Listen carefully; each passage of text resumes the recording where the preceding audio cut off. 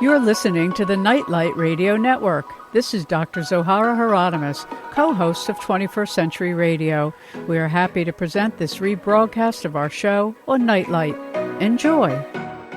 Welcome back. I'm Dr. Zohara Hieronimus, and you're listening to 21st Century Radio. Learn more about us at www.21stcenturyradio.com. Recently, I was talking with an old college friend, and I said, I had this great meditation the other day, and I saw that we could have these flotillas of barges floating all over the world, growing food and remediating the water. And he said, well, don't you remember the work of the New Alchemy Institute, Dr. John Todd and Nancy Jack Todd? And, of course, that is what we're going to discuss tonight is the work of the New Alchemy Institute. And John and Nancy are both with us. If you recall, we've talked about this in the past. I think in the 1980s they joined us. In the 1960s, they founded the New Alchemy Institute, which was a small nonprofit research and educational organization dedicated to building, quote, a safe and more sustainable world. So Nancy and John are going to give us a view of what has happened since they began their work in Cape Cod. Nancy Jack Todd's most recent book, A Safe and Sustainable World, The Promise of Ecological Design, is an island press release, and you can call them for a copy at 1-800-621-2736. You can also go to John and Nancy's website at www.oceanarcs.org, among others. And thank you, Nancy. I know you two are going to share a phone tonight, so we'll start with you. Good evening. Good evening. What a wonderful book, and what a wonderful tribute to a shared life and a shared vision. I read in your book that you and John met in high school, but if you were to describe for us some sort of principles that bound the two of you together that remain so today, what would those be?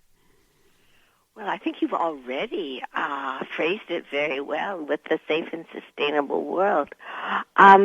When we first met, I was actually much more involved in the peace movement and less involved in environmental ideas. But through our association and meeting a lot of John's colleagues, I began to realize that we could exploit other cultures and the natural world equally. And so I became really concerned with not critiquing what we were doing, which it's not very rewarding. There were lots of brilliant people doing that. But in trying to experiment with and understand how we could live sustainably on the planet. Which you did, and what you managed to bring to the world was a way of understanding that there is such a thing, and I think John is certainly world-renowned and recently won a beautiful Buckminster Fuller Award for this notion of ecological design. Describe for us, though, here you were youngsters with very young children, and you had this notion that it wasn't enough just to get your PhD and go teach. You had to, use your vision to reimagine how do we live on the land. Were there principles you mentioned other cultures and indigenous peoples. Would you say that some of the principles are borrowed from our long-lived, communities around the world?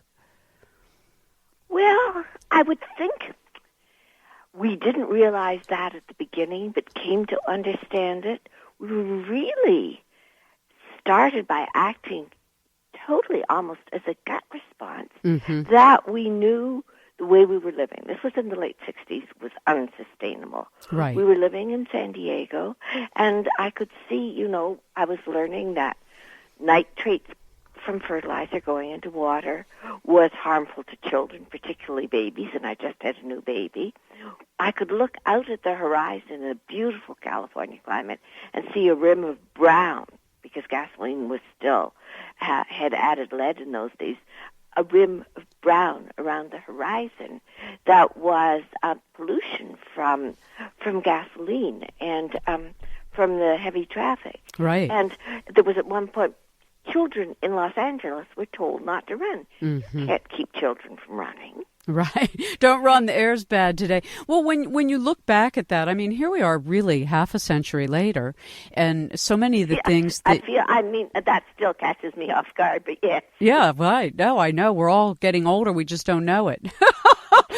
our bodies occasionally remind us, but our spirits get younger, and I have to say, as I started as an activist at 14, handing out leaflets for Ralph Nader's Acid Rain campaign. Oh, really? And I'm now 55, so I myself have been involved in this more than most of my life.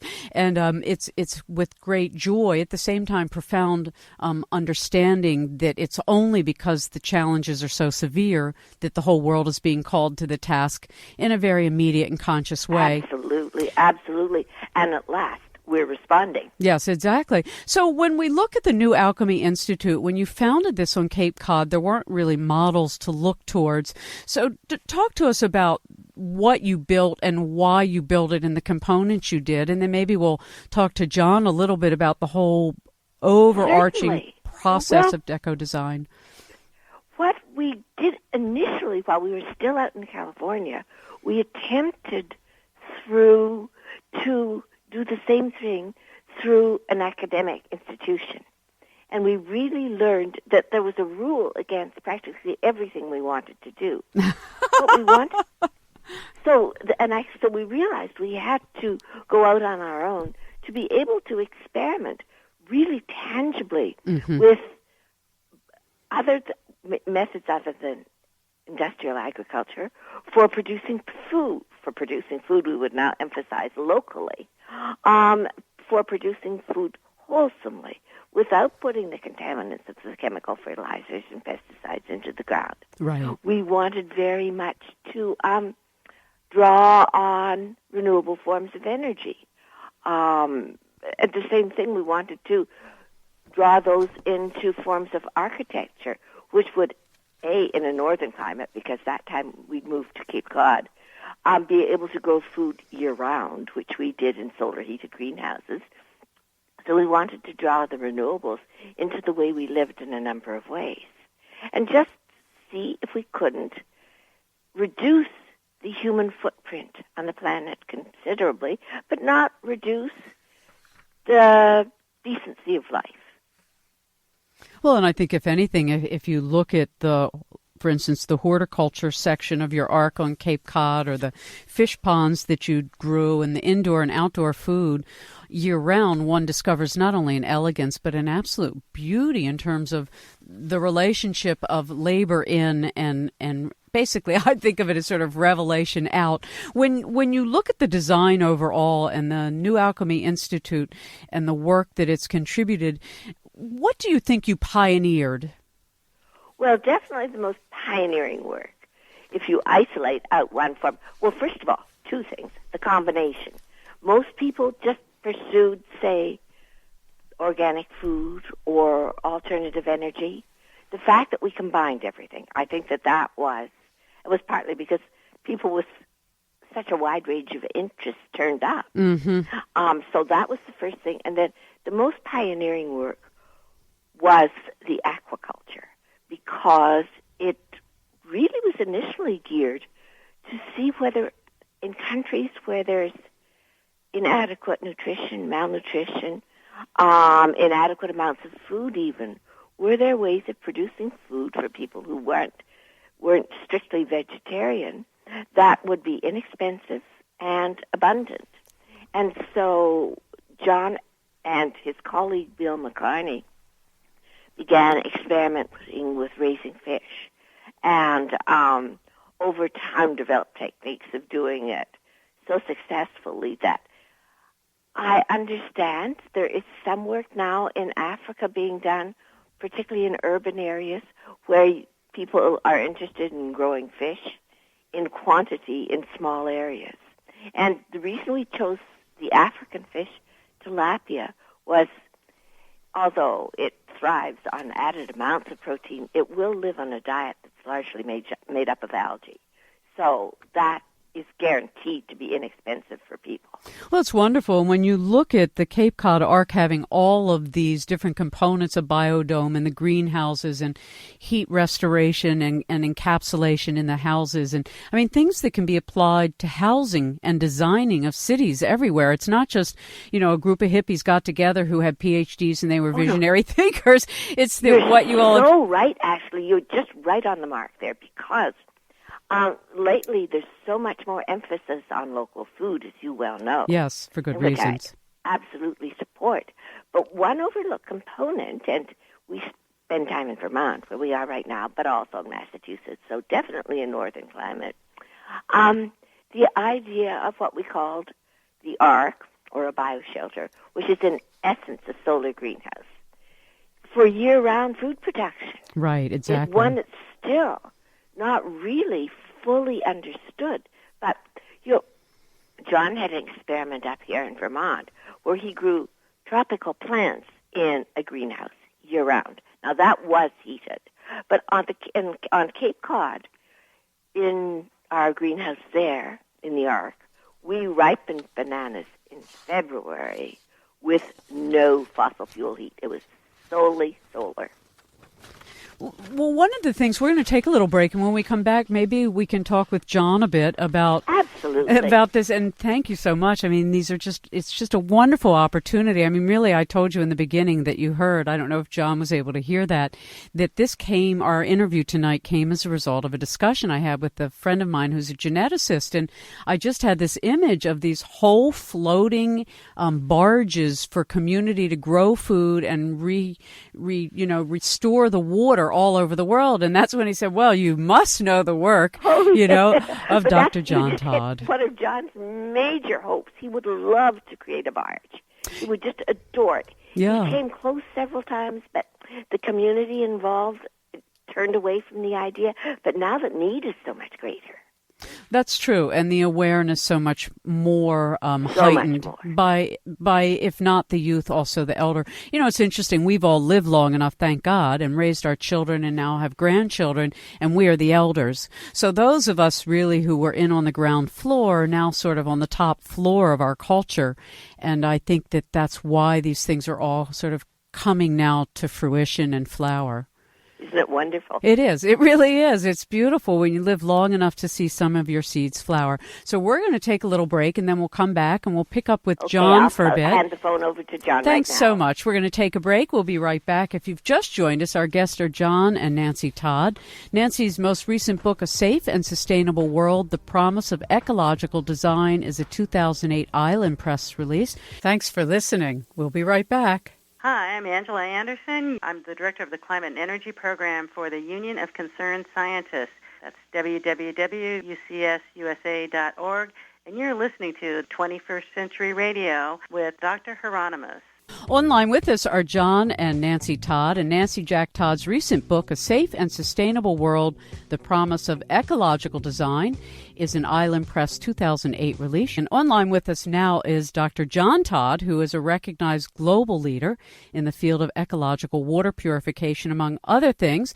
And out of, I guess one could say, the Phoenix Rising when the New Alchemy Institute closed in 1991 was Ocean Arcs International. And thank you for joining us, John. It's my pleasure. And congratulations on what a profound award from the Buckminster Fuller Institute on your design. Would you give us, if you could, the overview of what it is you have been trying to communicate to the world that is finally now being understood? Wow. You know how it is in the media. They ask you for your life and your life work in a soundbite. I could see that. Well, why don't I specifically address the Buckminster Fuller Challenge, which was for the best idea to help save humanity and the planet. And basically, in that particular situation, I focused on the lands of Appalachia, particularly those lands that had been destroyed by surface coal mining and strip mining. And valley filling. Over 1.25 million acres have been destroyed over the past few decades. And I tried to envision the way in which that ghastly landscape could be restored in a way that could support a vibrant human community that was not involved in coal. It was sort of a post-coal scenario, and it involved using the new field of ecological design, which is, in its simplest terms, is taking nature's wisdom or nature's operating instructions and attempting to redesign the landscape in such a way that the scars could be healed and natural resource-based economies could be created. And within that equation, I had to try and figure out what kind of institutional and financial forms would permit this this sort of transformation of the landscape to take place. And it really is in a sense, it's the culmination of the research that Nancy describes in her book, A Safe and Sustainable World, and just applied on a broader landscape and in a broader scale. And what I did that I thought was most interesting and exciting was to find techniques for establishing new forests, new environments. I mean, you can't ever take away the horror of mountaintop removal or valley fill. That you can't. But to find ways from modern ecology and ancient techniques to be able to heal the landscape. And what is most exciting about that is that the techniques that I was interested in and developing could be applied around the world wherever our lands are being destroyed. Sorry, that was a long answer. No, it wasn't at all. I mean, and because of the breadth, really, and the depth of your work and the applied notion that nature has the answers if we're willing to listen when we ask the right questions. That's right. And so, it's interesting, another guest of ours, Dr. Amit Goswami, whom you may know as a quantum physicist, has often talked about that the paradigm shift that's taking place in consciousness reaches into every human endeavor. And the question for all of us is, are we able to fall in love, I guess as Lovelock would say, with Gaia? Are we able to reimagine ourselves as lovers of Earth? And certainly you and Nancy and many of the people that you've worked with around the world already speak to this in their action. So when you look at what you all began as youngsters, fresh out of college with your doctorates, and you went to build these biodomes, and you had living and sustaining life systems that now can be replicated by anyone who chooses anywhere, really. When you look at, for instance, your work on the seas and the ocean arcs of restoring the water, what is it that stands in the way for this going broad scale? I don't know if Nancy told you, but we're having this conversation tonight because recently I talked to an old college friend of mine who's a geneticist, and I said, I had this wild meditation the other day of seeing these enormous flotillas of gardens on the waters that are not only growing food but restoring, bioremediating the water. And he said, you must go talk to Dr. John Todd. Yeah, it's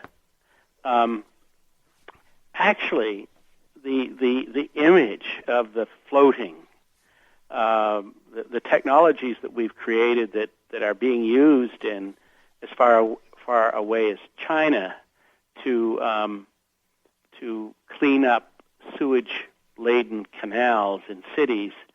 But the image is so powerful because it is possible that we could create these floating complexes, these restorers, if you will, that at the same time as they purify water could, in fact, be producing foods.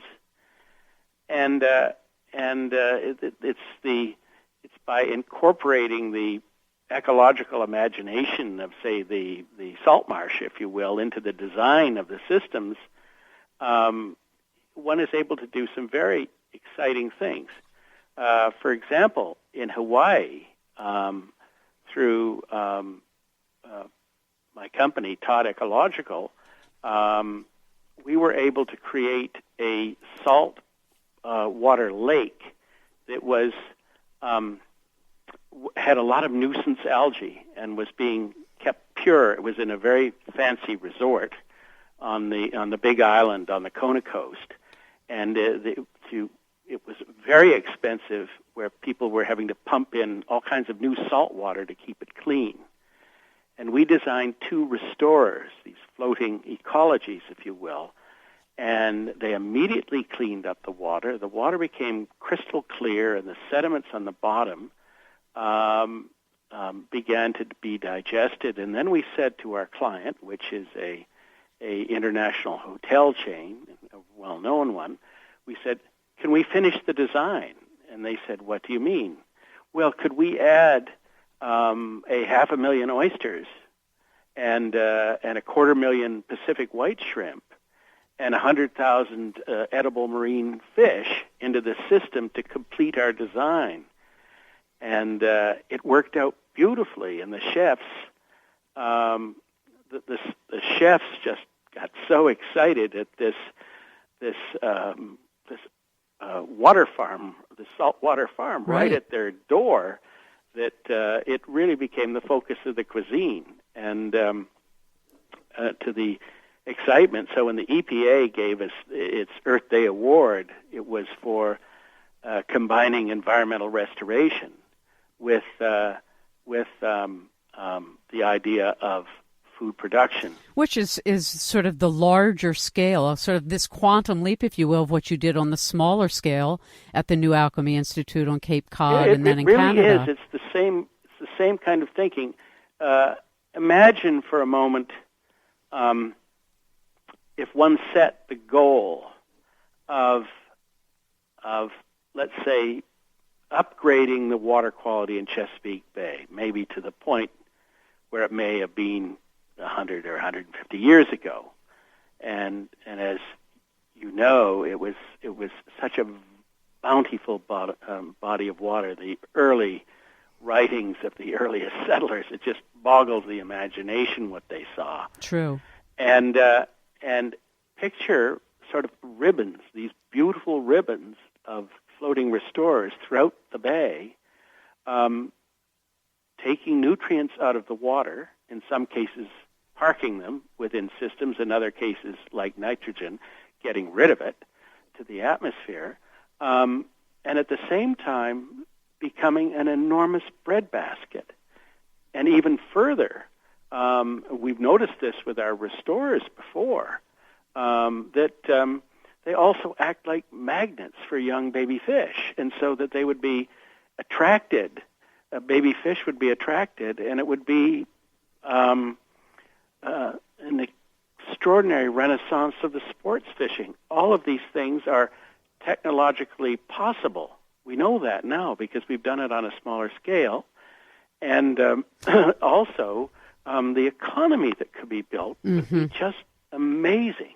Well, and I think, again, everybody who's sort of been working on the slow road, which is now accelerating because there's going to be a lot of, high industry dollar turning green, which is to our advantage. If we can put in place the right use of that sort of green energy, if you will. When, for instance, speaking to the Chesapeake Bay, one of the things I was thinking about once I was told of your work and I could go look it up, I had said earlier on some show a couple years ago, I said, wouldn't it be great if we can take all the places where we have this red bloom, this overgrowth of algae that kills the fish, and instead of making it a problem, we use the algae to do something productive to make something else. That is exactly the kind of, it's a mental head shift. Yes, exactly. If you're treating sewage, it's called sewage treatment. If you're treating human waste as a nutrient source to do something positive, then it's called farming. Right. And we need to get from the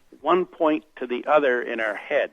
And now looking, though, I mean, you're really one of these people, and we've had the pleasure on 21st Century Radio and the many other programs I've hosted, Future Talk and others, to really interview mavericks who have stayed the course outside the box for 40, 50 years, which is such a joy because there are people in every civilization and in every century who are like this, like yourself and Nancy. Well, you know what Bucky Fuller used to say? If you're just a few years ahead of the pack, everybody will see what you're doing and find ways of stopping you. If you're 30 years ahead of the pack, they'll just think you're crazy and leave you alone, and you can get the real work done. Exactly. I found that when I set up a holistic health center 25 years ago, and it's now the oldest in America, and everybody at the time, just thought I was nuts. Yeah. So there you go. So then looking now, though, I mean, the world is mindful that these things need to be done. You and your team, whether at Todd Ecological or at the Ocean Arcs or at the New Alchemy Institute, what seems to get in the way of this big kickover into mass production? Oh, okay. I think you alluded earlier to the your physicist friend talking about the paradigm shift Right. and having to permeate. In fact, James Lovelock himself spoke about the time frames for true transitions. I think he put a 30 to 40 year transition time in it. I think what's happening is that you have the first wave of innovators. Most of our clients are people who have a green mindset, but also a strict view of the bottom line.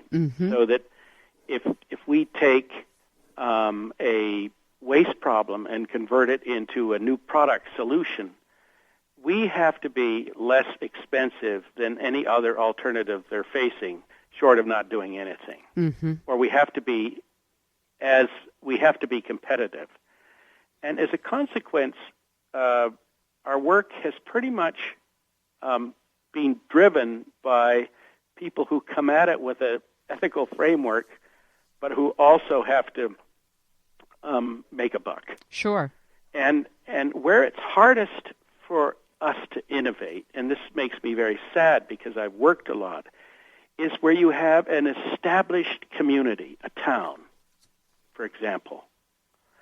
And that town has a town engineer, and that town engineer is connected to civil engineering regulators, and they, in turn, are connected to a series of consultants. And basically, they take a cautious approach and make, let's say, a board of select people or something, or that kind of thing.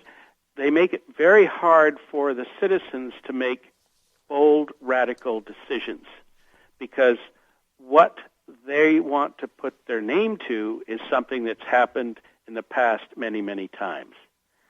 And so the difference for us has been to launch these ideas, has been to go to progressive companies and progressive developers and also institutions, NGOs that have real vision.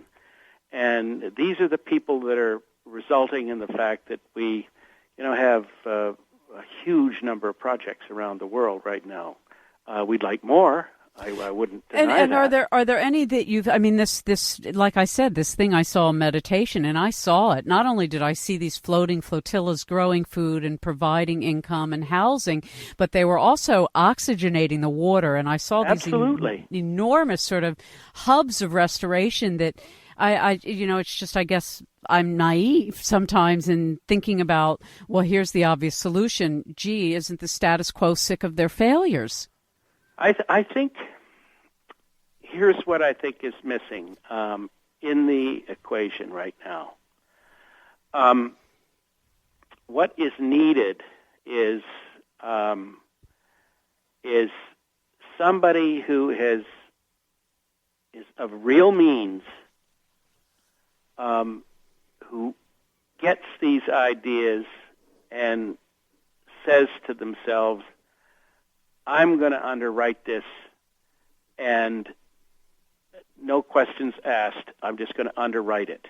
And that, I think, is what's been lacking from the equation. You're talking about very high finance entrepreneurs with vision. Yeah, and it's somebody who has been so successful that they do not need to be successful anymore. They need to be bold, say somebody like a Sir Richard Branson or something like that. And when you look, though, these are like deep questions. In the same way we have deep ecology, we have deep reflection. And I sometimes feel that there's a little piece of the heart that isn't open yet in our collective consciousness. And it's not just about you and me or a million people who might have already sort of seen the interrelationship between all life and trying to live that way, but yet there's still some little revolutionary little something. I always feel like, what is that little something that's that spark to awaken the heart? Yeah, it may be almost in there's another way of viewing this, and I'm not saying that I'm right at all. What we may be seeing is the classic battle. I mean, this sounds very old-fashioned, between kind of good and evil. No, I think that's probably true. I don't find it old-fashioned, by the way. I think it's a really element of quantum. Almost Tolkienian, if you will, battle where there are so many of us who love the earth passionately. Some like Nancy who write about it passionately. And then there are others who basically are fixated on extracting as much as we can out of the earth as quickly as we possibly can, and the hell to the future. Mm-hmm. Yeah, really, so ultimately, right, the difference between being selfish and selfless doesn't mean you don't benefit. Being selfless has the greatest benefit, really, in the long run. I used to say that, once people figure out prayer, they'll be praying all the time.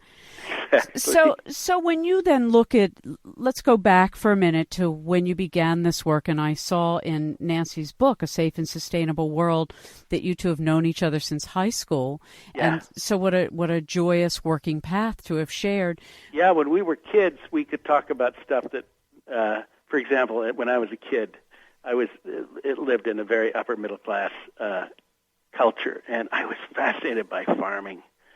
And whenever I would talk about farming, people would look at me like I had some terminal disease. Mm-hmm, mm-hmm. But Nancy never did. And when she talked about Bertrand Russell and possibilities for peace on Earth, I thought that was pretty damn fine. Well, and it's so interesting. Most of our friends laughed at it. Well, of course, naturally. But when you look at the integration of your two interests, as she told us a little earlier tonight, in peace and yours in ecological design, it's so interesting now that the peace and environmental movements are merging, and these communities of people who have this heart for integration and unity are now, wonderfully bringing that together. What when you look around the world at all of your models, is there one in particular you'd like to tell our audience about that they can follow up on that might be applicable to any watershed area? Well, the way I want to tell this story before we turn this back to Nancy is there's a little greenhouse in Vermont where my students are at work. In my ecological design class, and inside this greenhouse there's 71 students, and there are about 20 little what we call eco machines or ecological machines, and in that room are 70 people who are beginning to see for the first time how nature organizes, how nature self-designs, how nature replicates, how diversity is essential, how all the kingdoms of life must be present for there to be a whole. They're learning on so many different levels. They're learning on an intellectual level, they're learning on a philosophical level, and they're learning on a gut level to have hope, because some of them are taking and putting nasty chemicals in to each team has one that's a control and another eco machine to which they're applying some kind of stress. Is this at the University of Vermont? Vermont? And they're putting everything ranging from cleaning chemicals to birth control pills. They're doing everything. Interesting. And what's so interesting in there is that they're now becoming engaged in complex nature on a desktop, if you will, level. There is an educational eco-machine manual that's available. I see that. I just clicked on it. And that is, it's first of all, it's wonderful. The illustrations are by some of my most creative students, one Colombian and another from Maine. And it's a way for almost anybody to get started. And what you have on your desktop or in that greenhouse at the University of Vermont is the beginning of an exploration of the potentiality that is out there if we are ever to enter an ecological age in which the human family becomes in harmony with the natural world to the mutual benefit of both. Amen. And so that's where I would start, rather than look at any of my any of our big projects. Well, and I think that as an educator and as a pioneer, we eventually understand that. First we look at our good works in the world, and they're massive and mighty sometimes, but it really is those individual seed pods of other humans who get inspired each generation, who carry the baton and go forward. Yeah. So you've really spoken like a true pioneer that has watched the garden grow. We're going to take a little break, John, and we're going to come back and talk to Nancy a bit more about her recent release, A Safe and Sustainable World. And if we don't get a chance to speak again tonight, what a pleasure. Thank you so much. It's been wonderful talking to you. I mean, how enlightened you are. What a program. We've been, like you and many others, my husband and I started in radio together in the 80s. He's a little older than me. He's in his late 60s. And this always makes me the child among us because I'm always going to be 10 years younger. A woman likes that. It's a perfect design. Yeah, exactly. Don't go away. You can make all the mistakes happily. Oh, well, this is right. Thank you for reminding me of that. I'll have to remind Bob of that. Oh, yes, I'm joyfully making my youth mistakes. Yeah. We'll be right back again. John and Nancy Todd are with us. Learn more at www.oceanarcs.org and be inspired.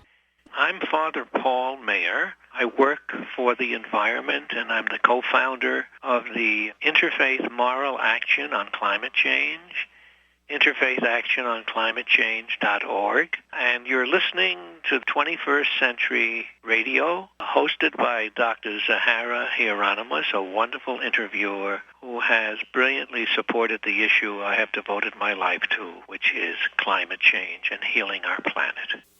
We're back and returning now to our guest. And while John didn't tell you, there's over 80-some bioremediation plants around the world that they have installed. There's also these other wonderful designs for eco parks that literally take all different kinds of waste and turn it into food processing. Nancy, I understand you're back with us. I am. And John was gracious enough to tell us about some of the things he's doing at the University of Vermont and elsewhere. But with a little bit of time left, when you then look at a younger generation of people who now actually get degrees in these kinds of things, you just don't have to go off shelf to do it anymore. Are there things you see happening that concern you? And are there things you see that really bring a great deal of joy? Well, I would say I think we're at a great turning point. What has concerned me, not among the young people, but generally is the past 8 years of absolutely pretending these problems don't exist and, in fact, exacerbating them. Yes. Now I am sensing a complete change with the design of a green economy and lots of green jobs, so that I think that these young people, whereas before we worried where would they find work because it was such an uncomprehending world they were going into in terms of business and government. But I think that is changing dramatically now. And among the young people, no, I am, if anything, only heartened. I don't see... Now, this is okay. I have to say there's a sharp divide here. The kids in natural resources and environmental design, ecological design, say... when they try to explain what they're doing to the people in the other disciplines, and they don't get it at all. So I think that the biggest problem I see is their difficulty in communicating with their peers who aren't part of the same discipline. That's interesting because I've interviewed so many different scholars from so many different fields over the years, most of them Mavericks, and we've often talked about the challenge of language, that disciplines have their own language, and sometimes in academia it gets very sophisticated and esoteric. And I said, well, why can't we all just use very simple language to describe what we're doing in ways that other people can touch, Oh, I think you're exactly right. And that's what we've done. And I, as a writer, have attempted to do and integrate it into what we talk about is keep it from getting, there are a few terms like bioshelter, but beyond that, it really is perfectly easy to understand. And we're not in this the whole point is to communicate. Exactly. Not to have a tight little discipline that nobody else understands. No, and I think because like Buckminster Fuller, who came to when you first opened your biodome at the New Alchemy Institute, and how fitting now so many years later to be awarded from the Buckminster Fuller Institute. When you look at the language you've used in your wonderful book, A Safe and Sustainable World, The Promise of Ecological Design, you do make it so that it's patently clear this is a lifestyle for the world. This is it's not sophisticated science in the sense that it takes sophisticated scientists to understand the systems, but the application of it requires an appreciation from all of us to know that, yes, this is the right thing. It is, and it's also extremely enjoyable. And what the various systems do, for instance, if we're talking about some of the solar greenhouses, and a lot of us have one attached to our house, which not only adds sunlight and warmth, but also a place to grow some of one's own food. They're such a pleasure. They're pretty. Well, it's interesting you mentioned beauty. I was talking to a very well-known graphic artist recently, and we were talking about how I must be very old-fashioned. I'm a photographer, and I do it because I get such ecstatic joy of beauty through the lens. And he said, you are decidedly old-fashioned. But you brought that up, and I really believe that our culture, once it appreciates that beauty is the integration of opposite forces, and beauty is truth, really. Ultimately, beauty is truth. Absolutely, as Keith said. Exactly. And so when the book is just a tremendous addition to other books you've written with John. One included Tomorrow is Our Permanent Address. I love that, From Eco Cities to Living Machines. Is there something you're working on currently that you'd like to tell our audience about? Well, yes, I am. But I think I have the book partly written and fairly well articulated in my mind. What I want to do is write a book that is probably more personal. So it's less about the work of our various organizations, but more mine and Johnson mine and other friends of mine, sort of deep experiences of connection with the natural world where, just suddenly you feel so much part of it that yes. It's not a sort of it and me, right. But we are one. It is that way. Very connected. Mm-hmm. But I want to make it, I don't want it in any way to be preachy. I want it to be to share some moments I've had of wonderful connection. How wonderful.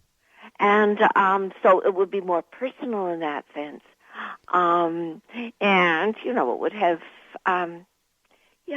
it would be a personal recounting. And so then, obviously, it would also, too, involve some of our experiences through New Alchemy, where I learned so much, Oh, it's so beautiful. And as an artist with an appreciation, as you do, for so many different mediums, obviously those of us, I'm also an artist. And I've often, even as a child, remember thinking about what the trees were telling me. And, of course, you didn't go around telling others that. But yeah. So that's wonderful. Well, I want to thank you both for taking time out of what I know is a schedule that has its sunrise and sunsets. And it's such a pleasure to talk to you. It was a pleasure being with you both. Please thank John for me. And again, I shall do that. Nancy Jack Todd's current book, A Safe and Sustainable World, The Promise of Ecological Design. It's an Island Press release. And thank you all for being part of 21st Century Radio.